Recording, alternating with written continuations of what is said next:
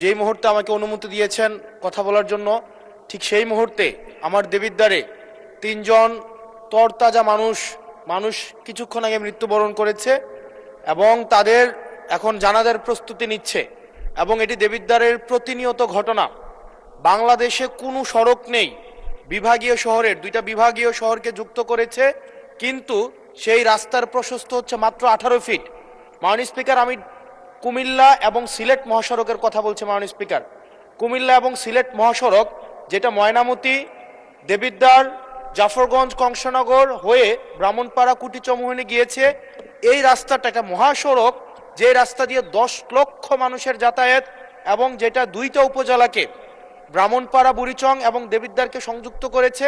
যেখান থেকে চিটাগং থেকে যদি আপনি সিলেটে যেতে হয় অথবা সিলেট থেকে যদি চিটাগংয়ে আসতে হয়, একমাত্র রাস্তা যেটা মাত্র মাননীয় স্পিকার 18 ফিট।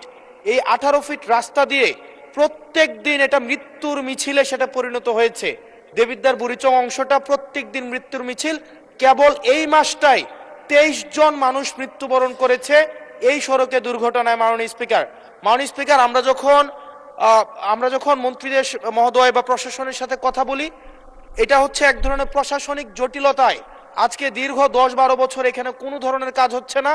আমি আপনার দৃষ্টি আকর্ষণ করছি, আপনার মধ্য দিয়ে মন্ত্রী মহোদয় নিশ্চিত করবেন কি কবের মধ্যে এই মৃত্যুর মিছিল থামবে এবং এই মহাসড়ককে, এটা লাইন অফ ক্রেডিটের আন্ডারে 6 লেনে হওয়ার কথা থাকলেও এটা মাত্র 18 ফিট হয়ে আছে। মাননীয় স্পিকার, এটা আমি এলাকায় মুখ দেখাইতে পারি না। এলাকার মানুষ, ধন্যবাদ মাননীয় সদস্য, আমাকে এখন বেঁধে রাখবে। মাননীয় স্পিকার, আপনার মাধ্যমে মন্ত্রী মহোদয়কে যদি আপনি একটা রুলিং দিতেন এই বিষয়ে যেন উনি যথাযথভাবে ব্যবস্থা নেয়।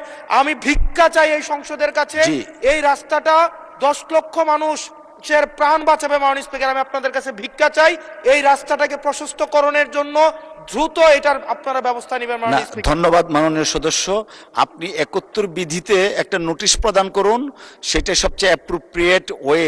তখন মাননীয় মন্ত্রী জবাব দিবেন, আপনি সংশ্লিষ্ট মন্ত্রী যখন জবাবটা দিবেন, it will work upon the procedure. আমার